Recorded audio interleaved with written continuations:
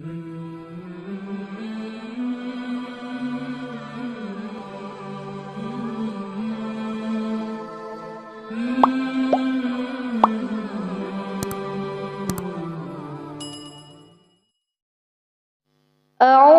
بالله من الشيطان الرجيم. بسم الله الرحمن الرحيم. تبارك الذي بيده الملك وهو على كل شيء قدير. الذي خلق الموت والحياة ليبلوكم أيكم أحسن عملا وهو العزيز الغفور. الذي خلق 7 سماوات طباقا ما ترى في خلق الرحمن من تفاوت فارجع البصر هل ترى من فطور ثم ارجع البصر كرتين ينقلب إليك البصر خاسئا وهو حسير. ولقد زينا السماء الدنيا بمصابيح وجعلناها رجوما للشياطين وأعتدنا لهم عذاب السعير. وللذين كفروا بربهم عذاب جهنم وبئس المصير. إذا ألقوا فيها سمعوا لها شهيقا وهي تفور تكاد تميز من الغيظ كلما ألقي فيها فوج سألهم خزنتها ألم يأتكم نذير قالوا بلى قد جاءنا نذير فكذبنا وقلنا ما نزل الله من شيء إن أنتم إلا في ضلال كبير. وقالوا لو كنا نسمع أو نعقل ما كنا في أصحاب السعير فاعترفوا بذنبهم فسحقا لأصحاب السعير. إن الذين يخشون ربهم بالغيب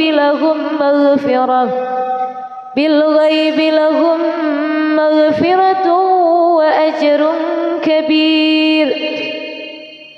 وأسروا قولكم أو اجهروا به إنه عليم بذات الصدور. ألا يعلم من خلق وهو اللطيف الخبير. هو الذي جعل لكم الأرض ذلولا فامشوا في مناكبها وكلوا من رزقه وإليه النشور. أأمنتم من في السماء أن يخسف بكم الأرض فإذا هي تمور أم أمنتم من في السماء أن يرسل عليكم حاصبا فستعلمون كيف نذير. ولقد كذب الذين من قبلهم فكيف كان نكير. أولم يروا إلى الطير فوقهم صافات ويقبضن ما يمسكهن إلا الرحمن إنه بكل شيء بصير. أمن هذا الذي هو جند لكم ينصركم من دون الرحمن إن الكافرون إلا في غرور. أمن هذا الذي يرزقكم إن أمسك رزقه بل لجوا في عتو ونفور أفمن يمشي مكبا على وجهه أهدى أمن يمشي سويا على صراط مستقيم قل هو الذي أنشأكم وجعل لكم السمع والأبصار والأفئدة قليلا ما تشكرون قل هو الذي ذرأكم في الأرض وإليه تحشرون ويقولون متى هذا الوعد إن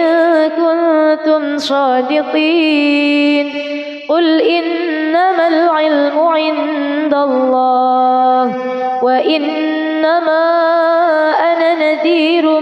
مبين فلما رأوه زلفة سيئت وجوه الذين كفروا وقيل هذا الذي كنتم به تدعون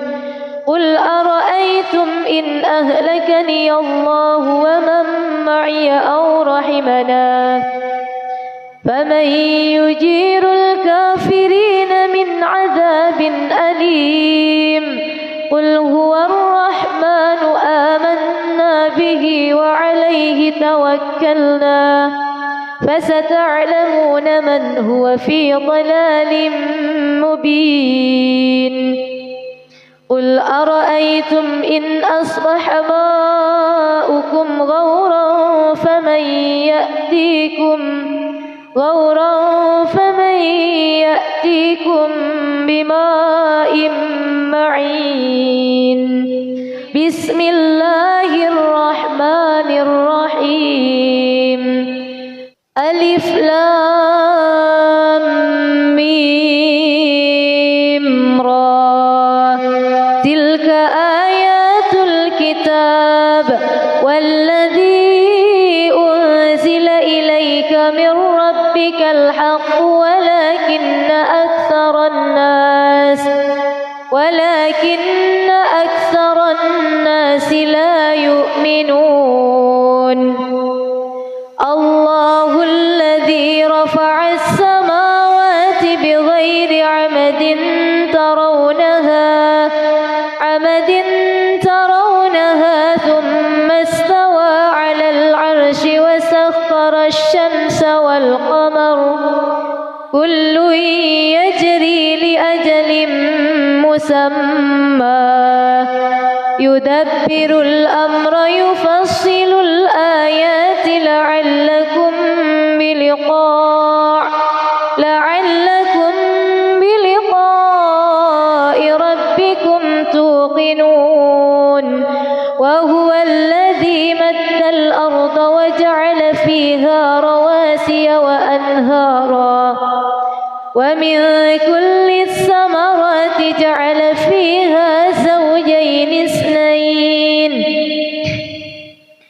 زوجين اثنين يغشي الليل النهار إن في ذلك لآيات لقوم يتفكرون وفي الأرض قطع متجاورات وجنات من أعناب وزرع ونخيل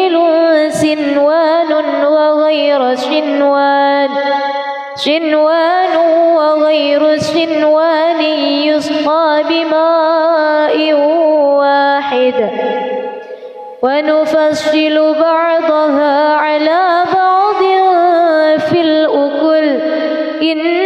في ذلك لآيات لقوم يعقلون وإن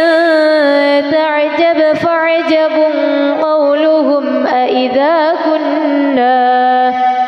أإذا كنا ترابا أإنا لفي جديد أولئك الذين كفروا بربهم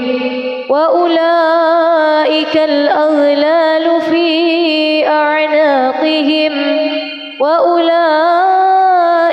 أصحاب النار هم فيها خالدون ويستعجلونك بالسيئة قبل الحسنة وقد خلت من قبلهم المثلات وإن ربك لذو مغفرة للناس على ظلمهم وإن ربك لشديد العقاب ويقول الذين كفروا لولا أنزل عليه آية من ربه إنما أنت منذر ولكل قوم هاد الله يعلم ما تحمل كل أنثى وما تغيض الأرحام وما تزداد وكل شيء عنده بمقدار عالم الغيب والشهادة الكبير المتعال سواء منكم من أسر القول ومن جهر به ومن هو مستخف بالليل وسارب بنهار له معقبات من بين يديه ومن خلفه يحفظونه من أمر الله إن الله لا يغير ما بقوم حتى يغيروا ما بأنفسهم وإذا أراد الله بقوم سوءا فلا مرد له وما لهم من دونه من وال هو الذي يريكم البرق خوفا وطمعا وينشئ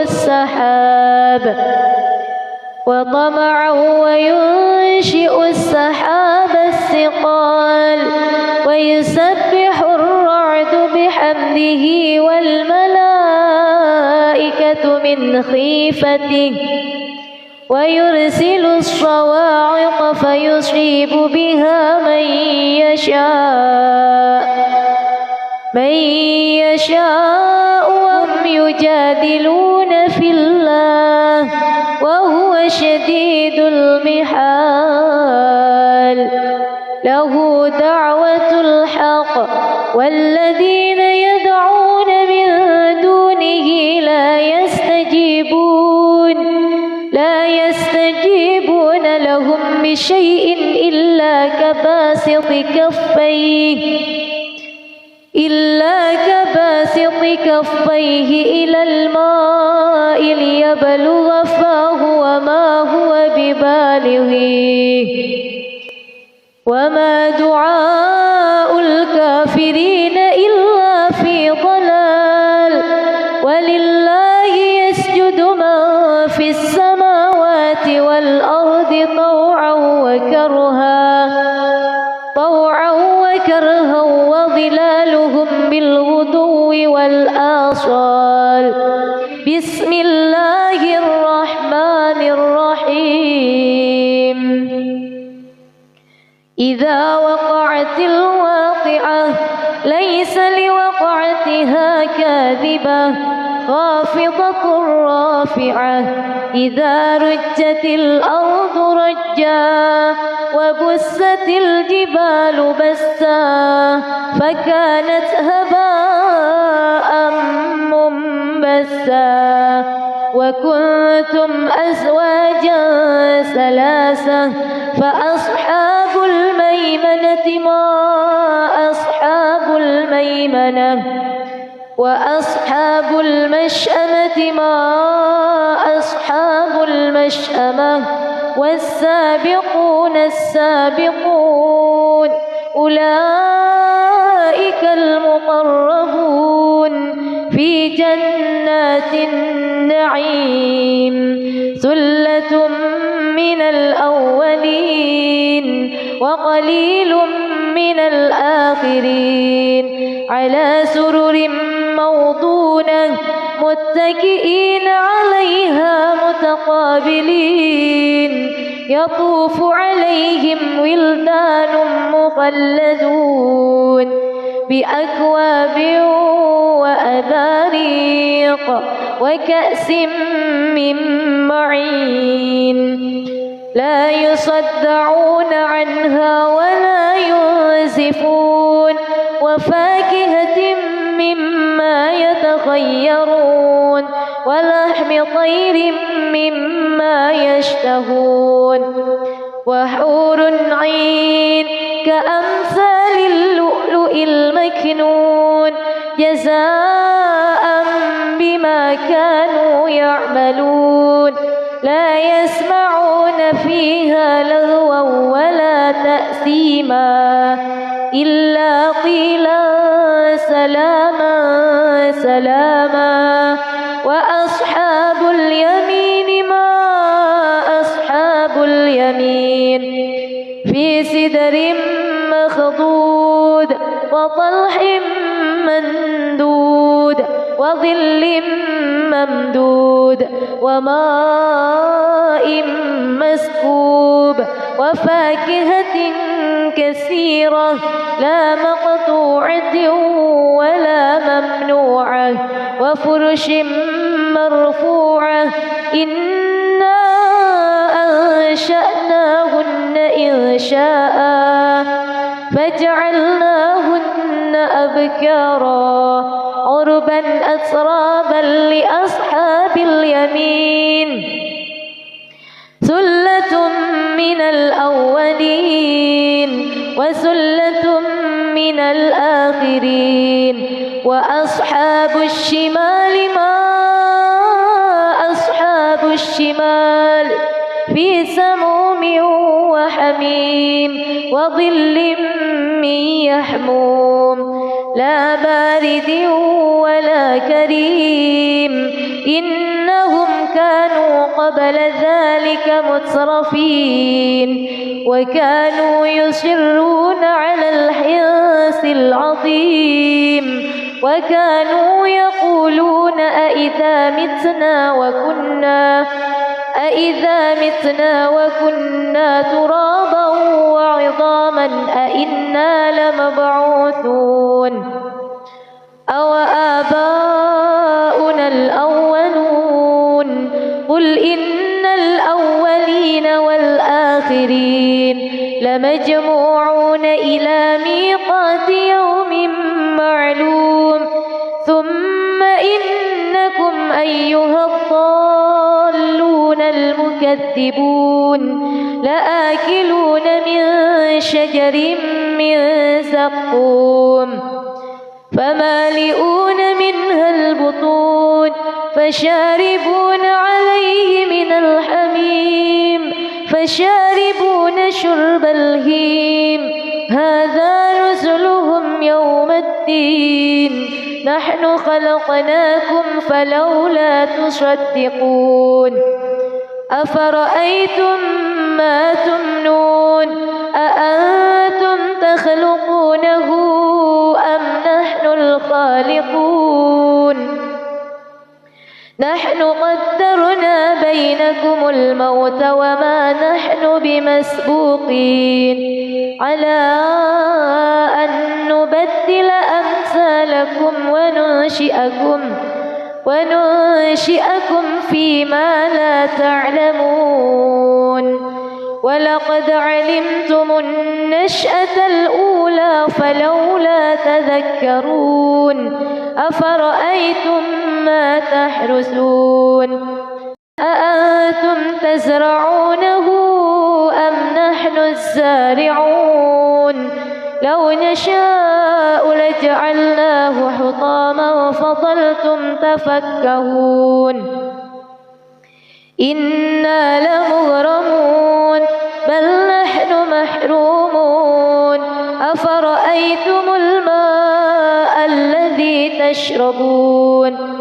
أأنتم أنزلتموه من المزن أم نحن المنزلون لو نشاء جعلناه أجاجا فلولا تشكرون أفرأيتم النار التي تورون أأنتم أنشأتم شجرتها أم نحن المنشئون نحن جعلناها تذكرة ومتاعا للمقوين فسبح باسم ربك العظيم فلا أقسم بمواقع النجوم وإنه لقسم لو تعلمون عظيم إنه لقرآن كريم في كتاب مكنون لا يمسه إلا المطهرون تنزيل من رب العالمين أفبهذا الحديث أنتم مدهنون وتجعلون رزقكم أنكم تكذبون فلولا إذا بلغت الحلقوم وأنتم حينئذ تنظرون ونحن أقرب إليه منكم ولكن لا تبصرون فلولا إن كنتم غير مدينين ترجعونها إن كنتم صادقين وأما إن كان من المقربين فروح وريحان وجنة نعيم وأما إن كان من أصحاب اليمين فسلام لك من أصحاب اليمين وأما إن كان من المكذبين الضالين فنزل من حميم وتصلية جحيم إن هذا لهو حق اليقين فسبح باسم ربك العظيم بسم الله الرحمن الرحيم الرحمن علم القرآن خلق الإنسان علمه البيان الشمس والقمر بحسبان والنجم والشجر يسجدان والسماء رفعها ووضع الميزان ألا تطغوا في الميزان وأقيموا الوزن بالقسط ولا تخسروا الميزان والأرض وضعها للأنام فيها فاكهة والنخل ذات الأكمام والحب ذو العصف والريحان فبأي آلاء ربكما تكذبان خلق الإنسان من صلصال كالفخار وخلق الجن من مارج من نار فبأي آلاء ربكما تكذبان رب المشرقين ورب المغربين فبأي آلاء ربكما تكذبان مرج البحرين يلتقيان بينهما برزخ لا يبغيان فبأي آلاء ربكما تكذبان يخرج منهما اللؤلؤ والمرجان فبأي آلاء ربكما تكذبان وله الجوار المنشآت في البحر كالأعلام فبأي آلاء ربكما تكذبان كل من عليها فان ويبقى وجه ربك ذو الجلال والإكرام فبأي آلاء ربكما تكذبان يسأله من في السماوات والأرض كل يوم هو في شأن فبأي آلاء ربكما تكذبان سنفرغ لكم أيها الثقلان فبأي آلاء ربكما تكذبان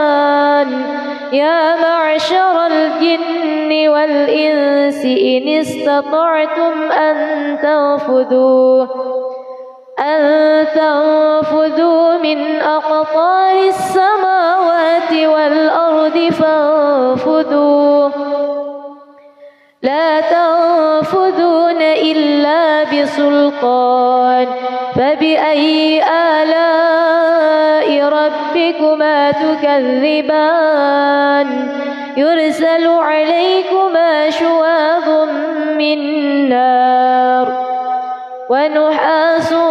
فلا تنتشران فبأي آلاء ربكما تكذبان فإذا انشقت السماء فكانت وردة كالدهان فبأي آلاء ربكما تكذبان فيومئذ لا يسأل عن ذنبه إنس ولا جان فبأي آلاء ربكما تكذبان يعرف المجرمون بسيماهم فيؤخذ بالنواصي والأقدام فبأي آلاء ربكما تكذبان هذه جهنم التي يكذب بها المجرمون يطوفون بينها وبين حميم آن فبأي آلاء ربكما تكذبان ولمن خاف مقام ربه جنتان فبأي آلاء ربكما تكذبان ذواتا أفنان فبأي آلاء ربكما تكذبان فيهما عينان تجريان فبأي آلاء ربكما تكذبان فيهما من كل فاكهة زوجان فبأي آلاء ربكما تكذبان متكئين على فرش بطائنها من استبرق وجنى الجنتين دان فبأي آلاء ربكما تكذبان فيهن قاصرات الطرف لم يطمثهن إنس قبلهم ولا جان فبأي آلاء ربكما تكذبان كأنهن الياقوت والمرجان فبأي آلاء ربكما تكذبان هل جزاء الإحسان إلا الإحسان فبأي آلاء ربكما تكذبان ومن دونهما جنتان فبأي آلاء ربكما تكذبان مدهامتان فبأي آلاء ربكما تكذبان فيهما عينان نضاختان فبأي آلاء ربكما تكذبان فيهما فاكهة ونخل ورمان فبأي آلاء ربكما تكذبان فيهن خيرات حسان فبأي آلاء ربكما تكذبان حور مقصورات في الخيام فبأي آلاء ربكما تكذبان لم يطمثهن إنس قبلهم ولا جان فبأي آلاء ربكما تكذبان متكئين على رفرف خضر وعبقري حسان فبأي آلاء ربكما تكذبان تبارك اسم ربك ذي الجلال والإكرام بسم الله الرحمن الرحيم عما يتساءلون عن النبأ العظيم الذي هم فيه مختلفون كلا سيعلمون ثم كلا سيعلمون ألم نجعل الأرض مهادا والجبال أوتادا وخلقناكم أزواجا وجعلنا نومكم سباتا وجعلنا الليل لباسا وجعلنا النهار معاشا وبنينا فوقكم سبعا شدادا وجعلنا سراجا وهاجا وأنزلنا من المعصرات ماء سجاجا لنخرج به حبا ونباتا وجنات ألفافا إن يوم الفصل كان ميقاتا يوم ينفخ في الصور فتأتون أفواجا وفتحت السماء فكانت أبوابا وسيرت الجبال فكانت سرابا إن جهنم كانت مرصادا للطاغين مآبا لابسين فيها أحقابا لا يذوقون فيها بردا ولا شرابا إلا حميما وغساقا جزاء وفاقا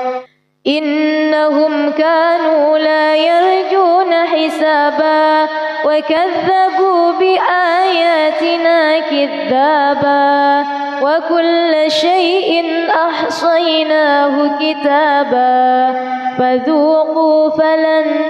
نزيدكم إلا عذابا إن للمتقين مفازا حدائق وأعنابا وكواعب أترابا وكأسا دهاقا لا يسمعون فيها لغوا ولا كذابا جزاء من ربك عطاء حسابا رب السماوات والأرض وما بينهما الرحمن لا يملكون منه خطابا يوم يقوم الروح والملائكة صفا لا يتكلمون إلا من أذن له الرحمن وقال صوابا ذلك اليوم الحق فمن شاء اتخذ إلى ربه مآبا إنا أنذرناكم عذابا قريبا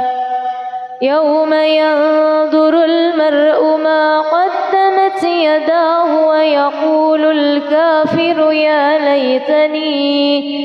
ويقول الكافر يا ليتني كنت ترابا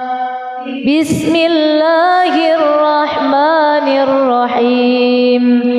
تنزيل الكتاب من الله العزيز الحكيم إنا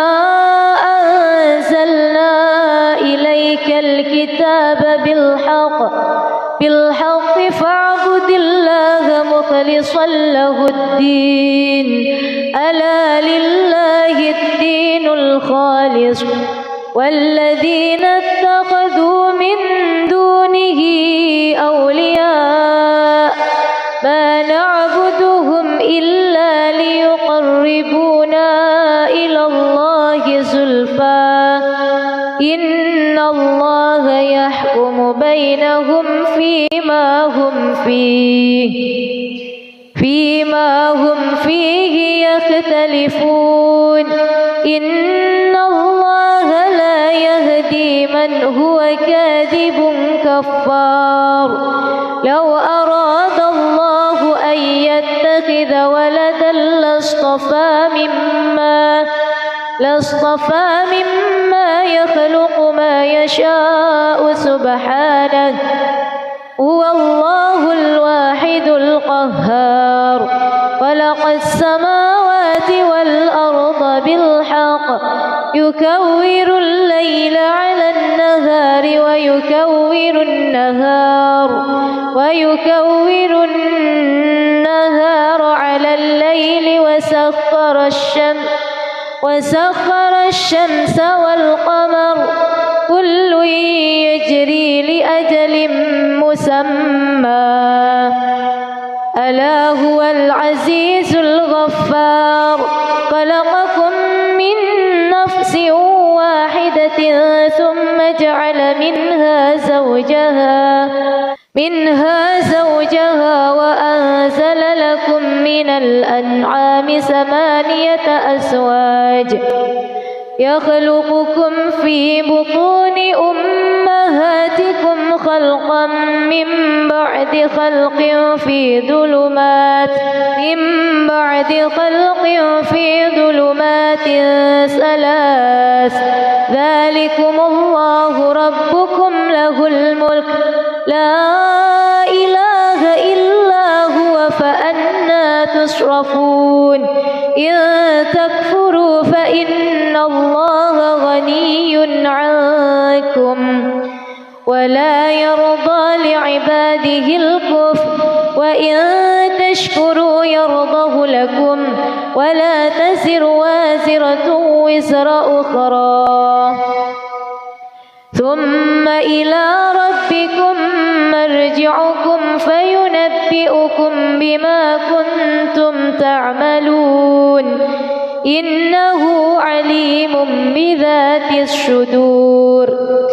وإذا مس الإنسان ضر دعا ربه منيبا إليه ثم إذا خوله نعمة منه نسي ما كان يدعو إليه من قبل إليه من قبل وجعل لله أندادا ليضل عن سبيله قل تمتع بكفرك قليلا إنك من أصحاب النار أمن هو قانت آناء الليل ساجدا وقائما يحذر الآخرة ويرجو رحمة ربه قل هل يستوي الذين يعلمون والذين لا يعلمون إنما يتذكر أولو الألباب قل يا عباد الذين آمنوا اتقوا ربكم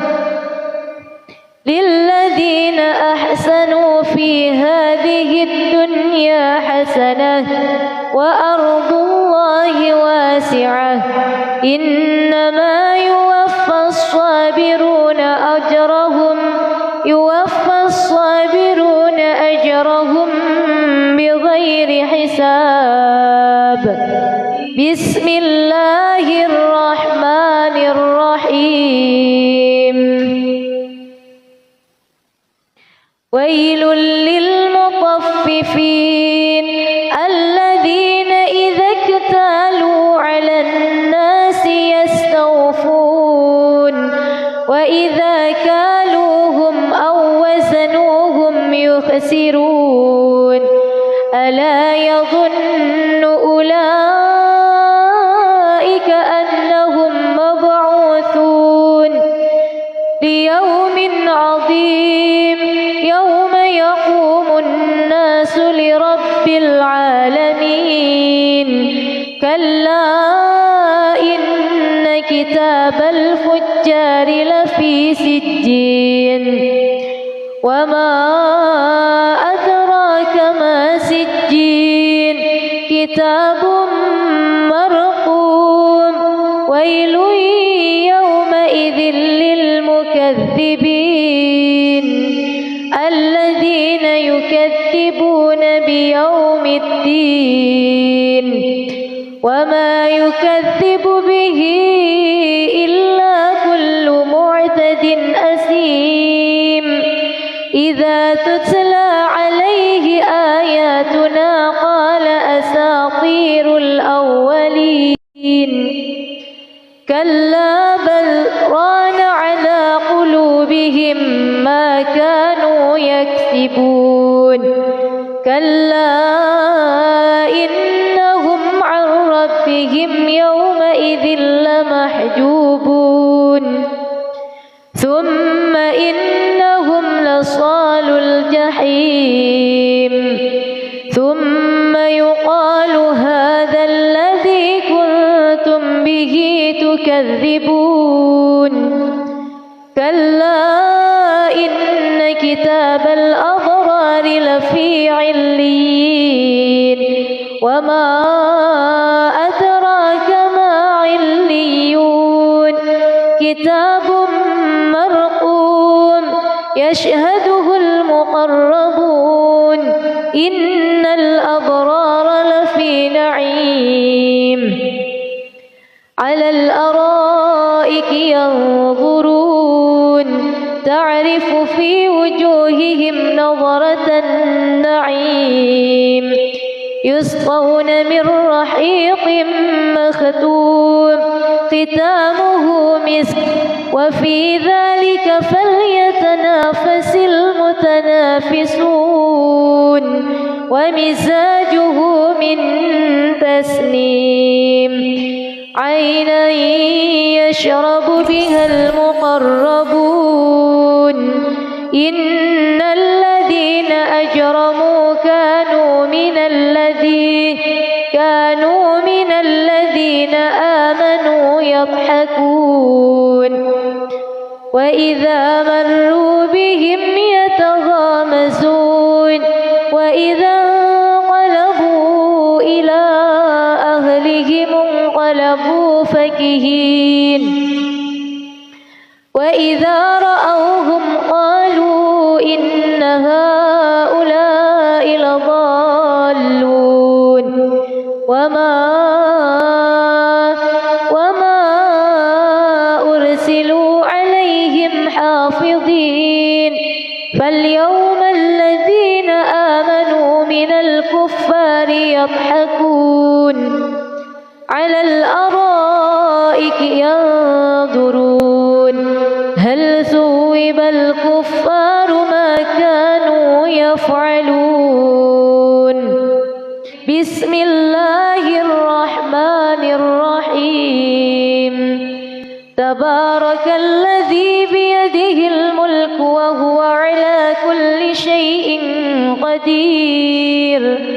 الذي خلق الموت والحياة ليبلوكم أيكم أحسن عملا وهو العزيز الغفور الذي خلق 7 سماوات طباقا ما ترى في خلق الرحمن من تفاوت فارجع البصر هل ترى من فطور ثم ارجع البصر كرتين ينقلب إليك البصر خاسئا وهو حسير ولقد زينا السماء الدنيا بمصابيح وجعلناها رجوما للشياطين وأعتدنا لهم عذاب السعير وللذين كفروا بربهم عذاب جهنم وبئس المصير إذا ألقوا فيها سمعوا لها شهيقا وهي تفور تكاد تميز من الغيظ كلما ألقي فيها فوج سألهم خزنتها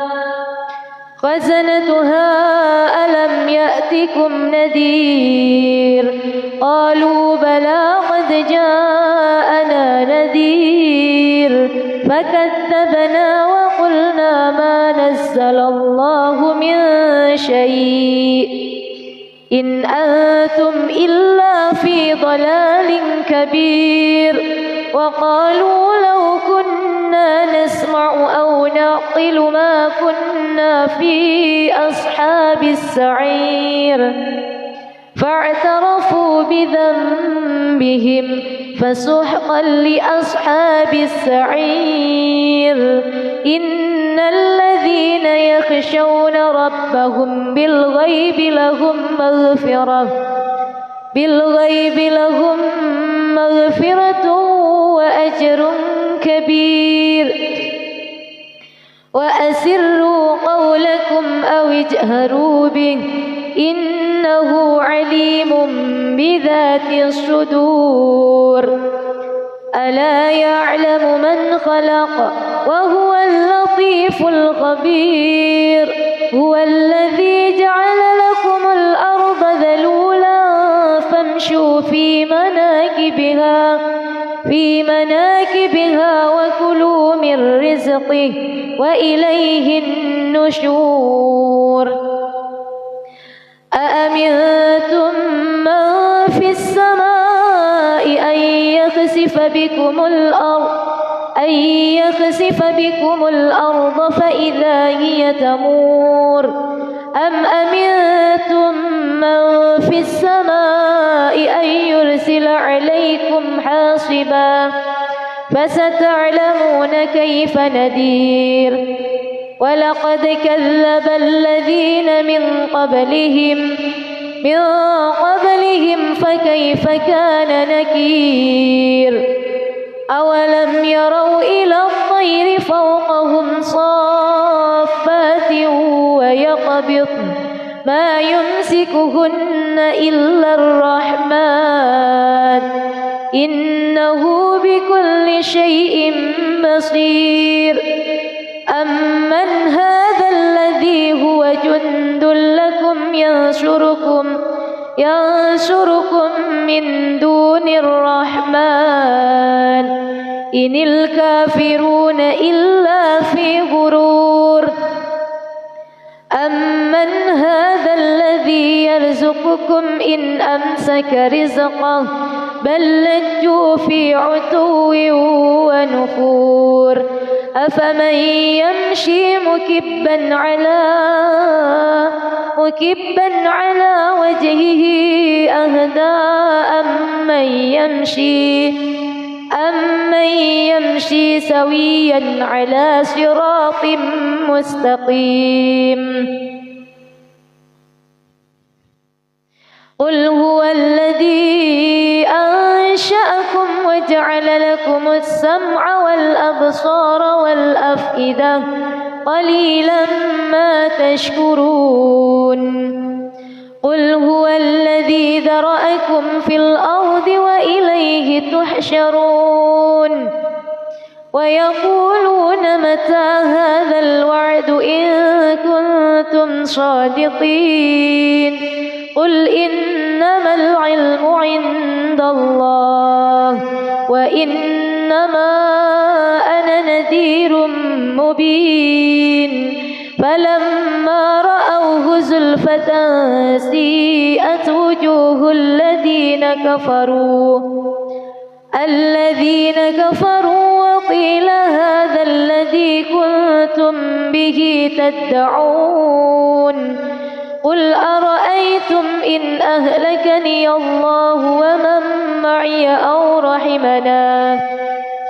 فمن يجير الكافرين من عذاب أليم قل هو الرحمن آمنا به وعليه توكلنا فستعلمون من هو في ضلال مبين قل أرأيتم إن أصبح ماؤكم غورا فمن يأتيكم بماء معين بسم الله الرحمن الرحيم إذا وقعت الواقعة ليس لوقعتها كاذبة خافضة رافعة إذا رجت الأرض رجا وبست الجبال بسا فكانت هباء منبثا وكنتم أزواجا ثلاثة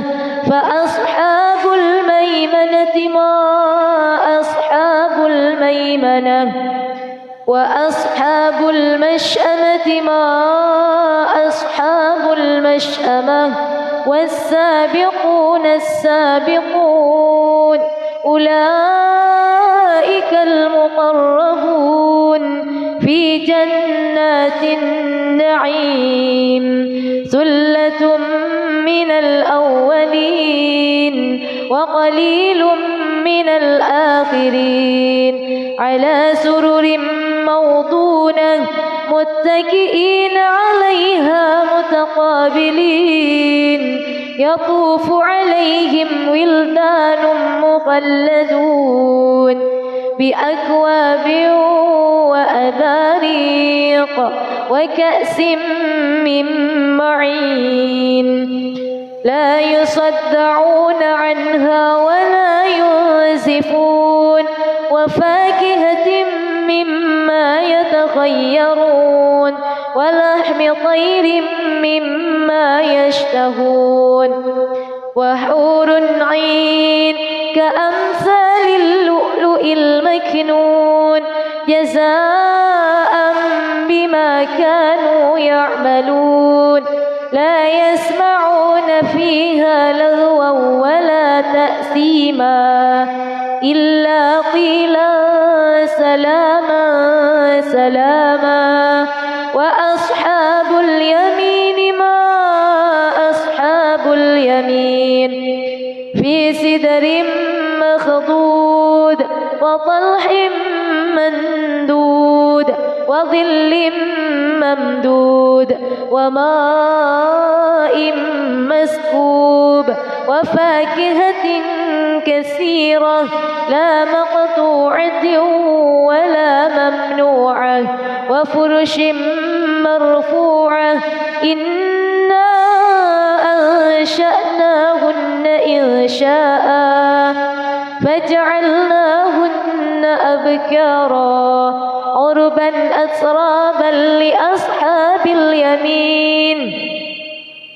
ثلة من الأولين وثلة من الآخرين وأصحاب الشمال ما أصحاب الشمال في سموم وحميم وظل من يحموم لا بارد ولا كريم إنهم كانوا قبل ذلك مترفين وكانوا يصرون على الحنث العظيم وكانوا يقولون أئذا متنا وكنا ترابا وعظاما أئنا لمبعوثون أو آباؤنا الأولون قل إن الأولين والآخرين لمجموعون إلى ميقات يوم معلوم ثم إنكم أيها الضالون المكذبون لآكلون من شجر من زقوم فمالئون منها البطون فشاربون عليه من الحميم فشاربون شرب الهيم هذا نزلهم يوم الدين نحن خلقناكم فلولا تصدقون أفرأيتم ما تمنون أأنتم تخلقونه أم نحن الخالقون نحن قدرنا بينكم الموت وما نحن بمسبوقين على أن نبدل أمثالكم وننشئكم فيما لا تعلمون ولقد علمتم النشأة الأولى فلولا تذكرون أفرأيتم ما تحرثون أأنتم تزرعونه أم نحن الزارعون لو نشاء لجعلناه حطاما فظلتم تفكهون إنا لمغرمون بل نحن محرومون أفرأيتم الماء الذي تشربون أأنتم أنزلتموه من المزن أم نحن المنزلون لو نشاء جعلناه أجاجا فلولا تشكرون أفرأيتم النار التي تورون أأنتم أنشأتم شجرتها أم نحن المنشئون نحن جعلناها تذكرة ومتاعا للمقوين فسبح باسم ربك العظيم فلا أقسم بمواقع النجوم وإنه لقسم لو تعلمون عظيم إنه لقرآن كريم في كتاب مكنون لا يمسه إلا المطهرون تنزيل من رب العالمين أفبهذا الحديث أنتم مدهنون وتجعلون رزقكم أنكم تكذبون فلولا إذا بلغت الحلقوم وأنتم حينئذ تنظرون ونحن أقرب إليه منكم ولكن لا تبصرون فلولا إن كنتم غير مدينين ترجعونها إن كنتم صادقين.